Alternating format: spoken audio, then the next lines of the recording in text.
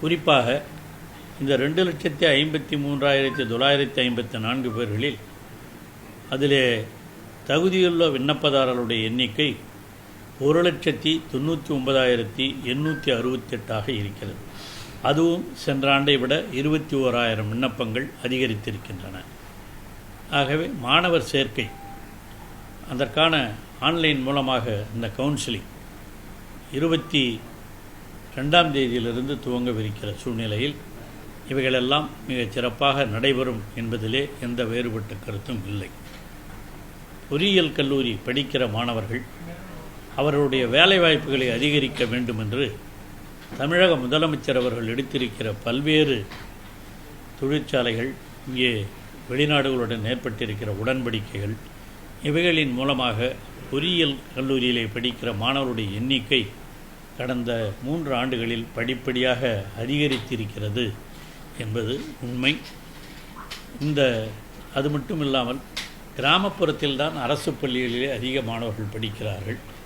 அவர்களுக்காக பொறியியல் கல்லூரிகளிலே 7.5% இடஒதுக்கீடும் ஒதுக்கப்பட்டதன் விளைவாக கடந்த 3 ஆண்டுகளில் அரசு பள்ளி மாணவர்கள் கிராமப்புறங்களிலே இருந்து நிறைய பேர் பொறியியல் கல்லூரிகளிலே சேர்ந்திருக்கிறார்கள் என்பதை பார்க்க முடிகிறது. ஆகவே இந்த பொறியியல் கல்லூரிகள் நிறைய சேர்வதோடு மட்டும் இல்லாமல் தமிழக முதல்வர்கள் அரசு கலைக்கல்லூரிகளிலேயும் மாணவர்கள் படிக்க வேண்டும். இன்றைக்கு கூட காலையிலே சிற்றுண்டி வழங்குகிற மாணவர்களுக்கு, அதுவும் அரசு உதவி பெறுகிற மாணவர்களுக்கான சிற்றுண்டி வழங்குகிற அந்த நிகழ்ச்சியிலே கூட முதல்வர் பேசியிருப்பது கல்வி படி படி படி என்று தான் சொல்லியிருக்கிறார். ஆகவே இந்த கல்வி வளர்ச்சியில் முதலமைச்சர் அவர்கள் மிகுந்த கவனம் செலுத்தியிருக்கிறார்கள். அதில் தான் ஆரம்ப கல்வியாக இருந்தாலும் உயர்கல்வியாக இருந்தாலும் தமிழகத்திலே, அதனால்தான் இன்று இந்தியாவிலேயே தமிழகத்தில்தான் உயர்கல்வி படித்தவருடைய சதவிகிதம் 52% உயர்ந்திருக்கிறது என்று சொன்னால் இந்த திராவிட மாடல் ஆட்சியிலே நடைபெறுகிற சாதனைகள் என்பதை யாரும் மறுக்க முடியாது. ஆகவே குறிப்பாக இந்த தகுதியுள்ள மாணவர்களுக்கான இந்த கவுன்சிலிங், அவர்களுக்கான சேர்க்கை 22ஆம் தேதியிலிருந்து தொடங்கவிருக்கிறது. முதலிலே விளையாட்டு பிரிவினர்கள், மாற்றுத்திறனாளிகள், முன்னாள் இராணுவத்தினருடைய வாரிசுகள், அவர்களுக்கான சிறப்பு பிரிவுகளுக்கான ஒரு ஆய்வு நடைபெற்று அதன் மூலமாக அவர்கள் சேர்க்கப்படுவார்கள். அவர்களுக்காக ஒதுக்கப்பட்ட இடங்களில் அவர்கள் சேர்க்கப்படுவார்கள்.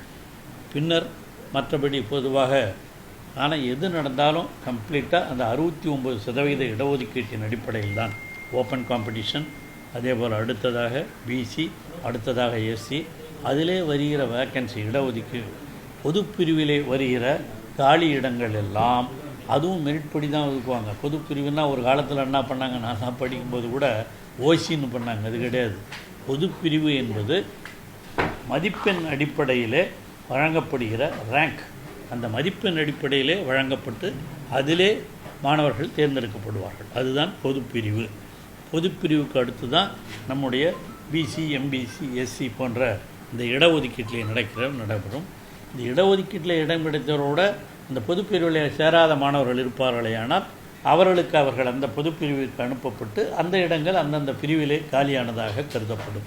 இதெல்லாம் மிகச் சிறப்பாக செய்வதற்கு நம்முடைய செயலர் அவர்களும் அதேபோல் தொழிற்கல்வியினுடைய இயக்குனர் அவர்களும் இவர்களெல்லாம் ஒருங்கிணைந்து தான் இந்த பணிகளிலே முழுமையாக ஈடுபடவிருக்கிறார்கள் என்பதுதான் உண்மை. அந்த பணிகள் சிறப்பாக செயல்படுத்தப்பட வேண்டும். அதற்கான எல்லா முயற்சிகளையும் இந்த அரசு எடுத்து கொண்டிருக்கிறது என்பதுதான் உண்மை. பொறியியல் கல்லூரிகளிலே இந்த அளவிற்கு 22ஆம் தேதியிலிருந்து மாணவர் சேர்க்கை உருவாகும்.